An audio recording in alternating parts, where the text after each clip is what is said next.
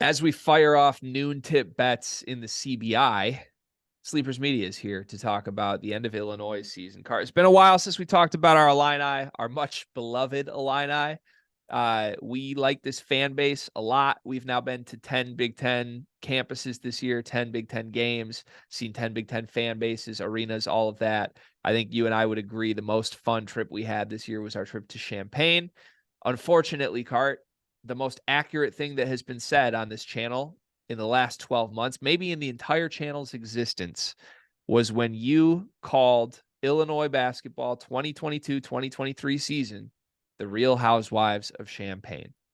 Ultimately, the drama, the season finale was as exciting as any other episode of that season this year, my friend.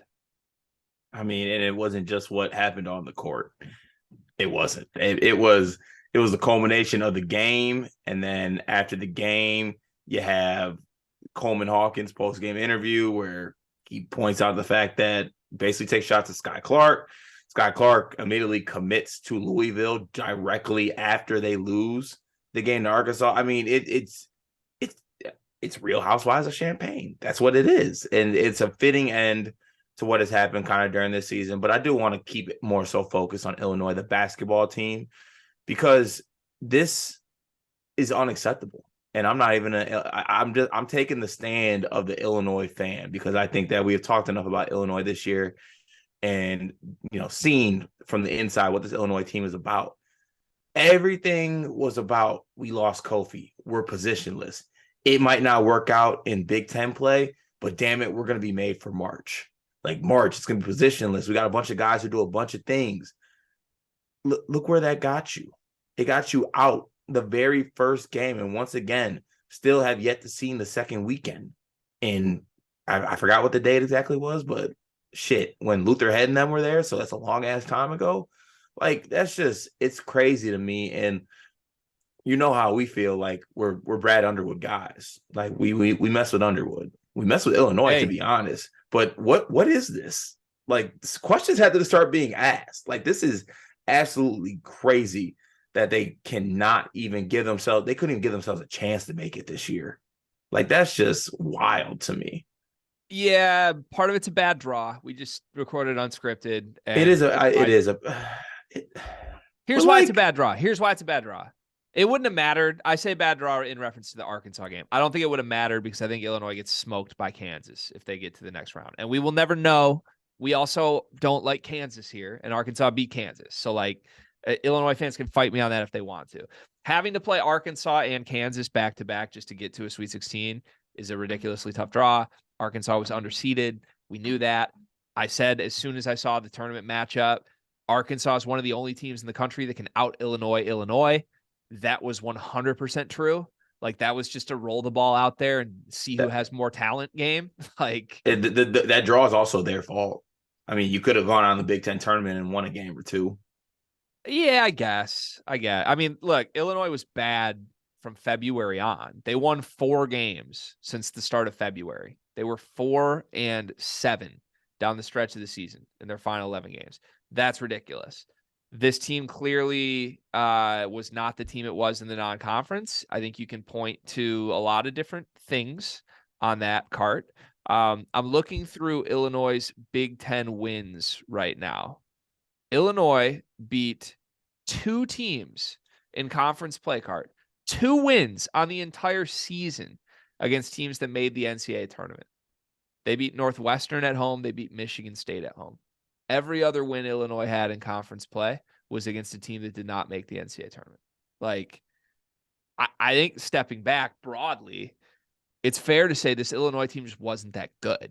Like, they showed a ceiling of one of the best teams in the country in the non-conference, but they had some guard depth then. They had a team that appeared like they liked each other. Matthew Meyer wasn't overdosing on caffeinated drinks. Like, at the time, they looked like they were locked in.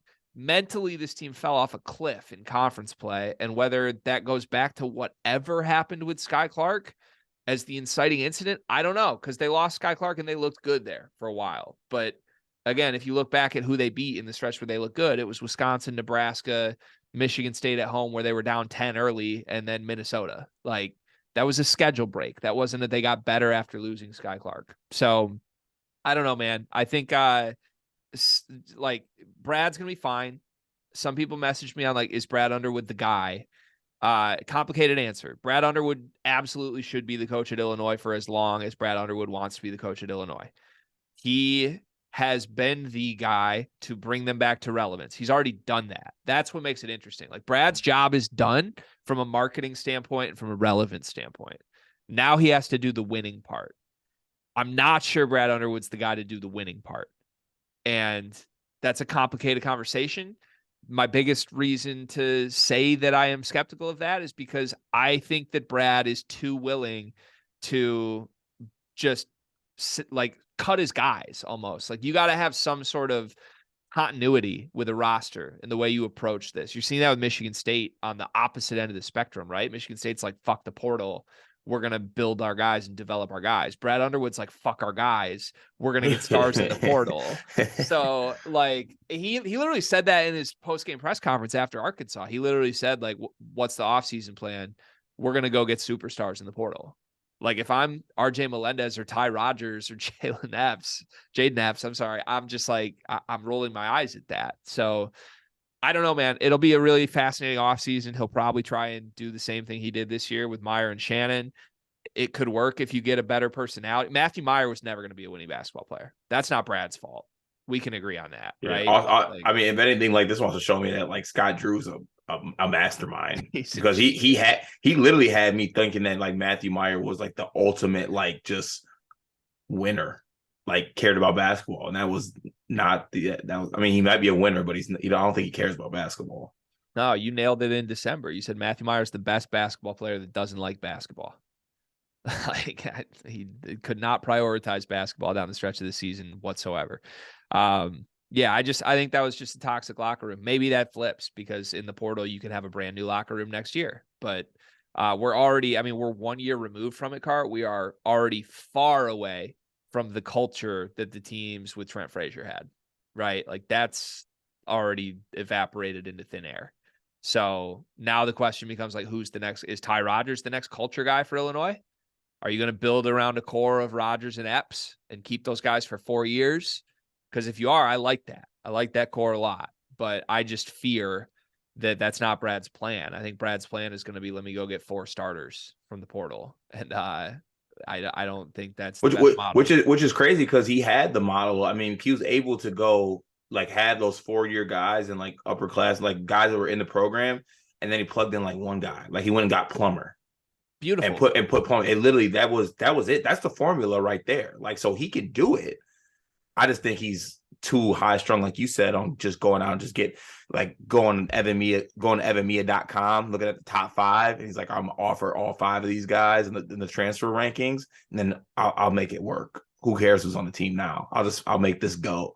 Which is why in the last 4 to 5 years you have seen at least one major like player, contributor, or starter leave.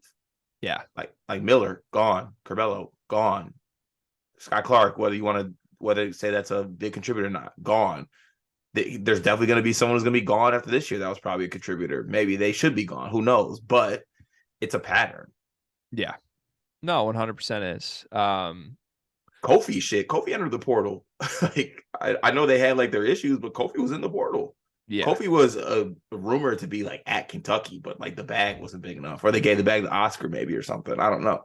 Yeah, I don't know. It just that would scare me big time if I'm an Illinois fan. I think you can be confident Illinois teams are going to be good in the regular season. I don't think you can ever be confident an Illinois team is going to make a run in March. You just can't right now until proven differently. So we'll see. He's still my daddy, to be extremely clear. I'm not happy to say that, but what do you know? 2 overtime win kept my team out of the tournament. Daddy strikes again. Yay. Daddy strikes again. It's just, I was going to say something real vulgar, but I'll stop. Thank you.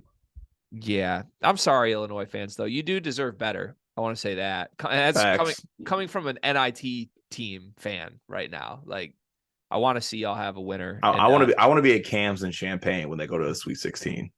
Yeah. Sky Clark, the timing of that, I loved it, by the way.